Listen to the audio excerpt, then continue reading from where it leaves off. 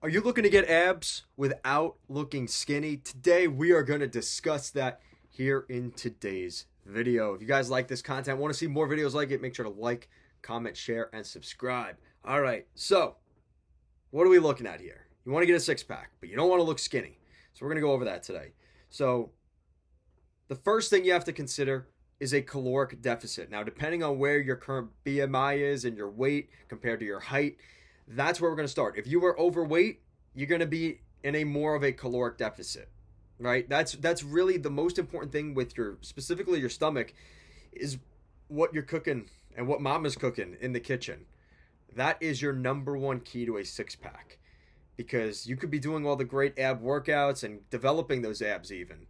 But if you've got fat over that, which fat is really prone to being in that stomach abdominal region, is going to be really tough for you to see abs if you've got love handles. It's probably not going to happen. So, first thing we're going to focus 3 to 500 calorie deficit, and really the name of the game here is slow and steady, right? So, and it might not even be in one meal, right? It's going to have to be through breakfast, lunch, and dinner.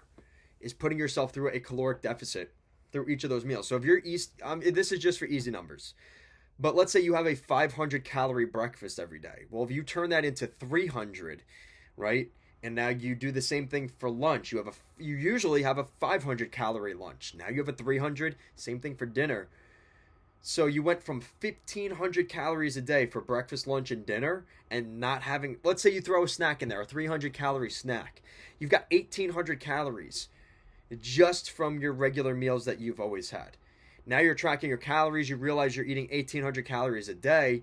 Well, let's say you have 300 calories for breakfast, lunch, dinner. Now you're at 900. You have cut that in half. You cut the snack out and you cut 200 calories off of each of your meals. You are cutting it in half.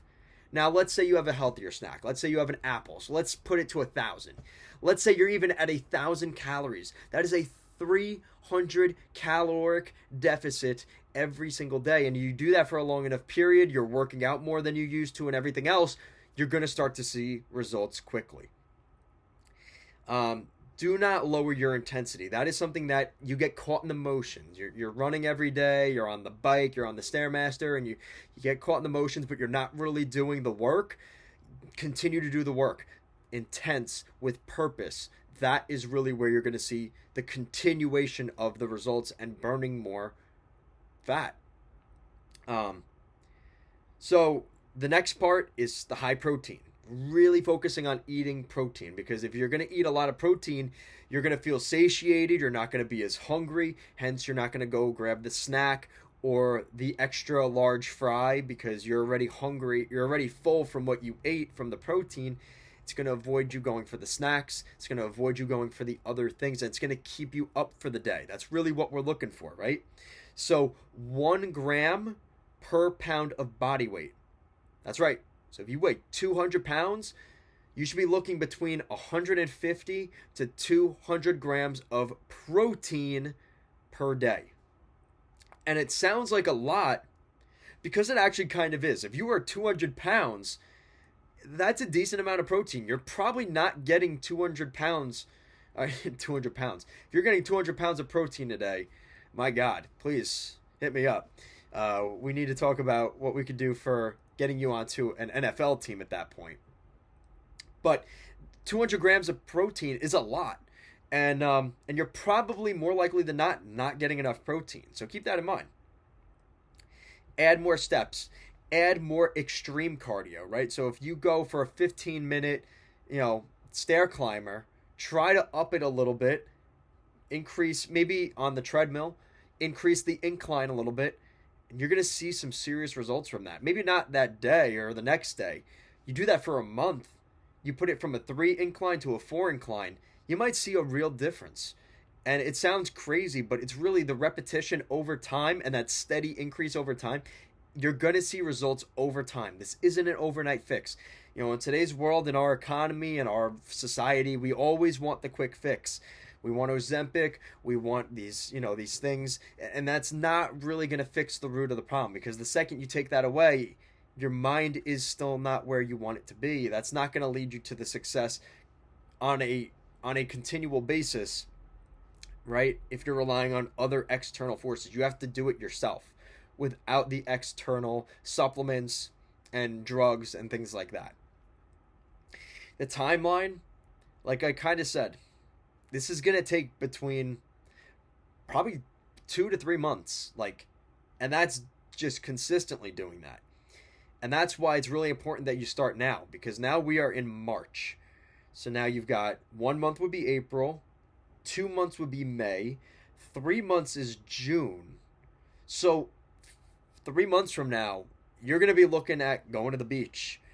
You're going to be, summer break. You're going to go on a cruise. You want to have that physique and that six pack.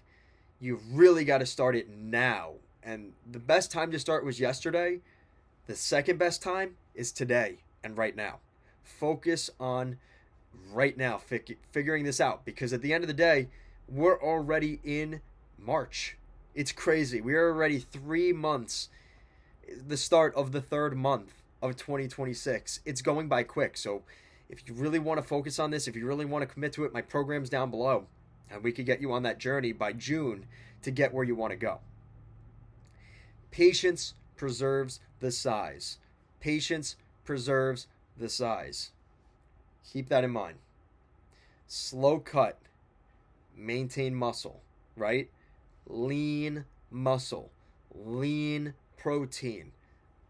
Losing a little bit of extra fat. Caloric deficits. These are the keys for you to get where you want to go. Right? You want to start the ignition on the Ferrari, but you're not going to have the Ferrari if you don't have the right ingredients and the right gas in the Ferrari, right? You can't put a bunch of junk in the Ferrari and expect it to not blow up or for it to run properly, right? You have to treat your body the same way. You got to treat it with the same respect. You got to treat it like a temple. This is the most important resume you have. If you're unemployed looking for a job, your physique is your number one resume. I've gotten jobs in the past from it. It's a little story time. Went on in an interview, and I felt really good. I felt really confident. I was like, I knew this is something I wanted, and it was a plumbing apprenticeship. I took the job, and I walked in there, shook everybody's hand, eye contact, and I felt good.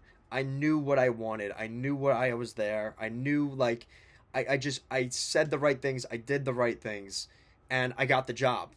And I'm not working out long term, and maybe I'll make a video about that, my life video at some point, so stay tuned for that. But the reason I got that job is because of the way I presented myself. And they said, specifically this plumbing company, they focus on younger guys that take care of themselves, well-groomed, well-shaven, because when you walk to people's houses as a plumber, everyone expect, the chain-smoking plumber that smells like smoke coming into their house, leaving a mess, not cleaning up.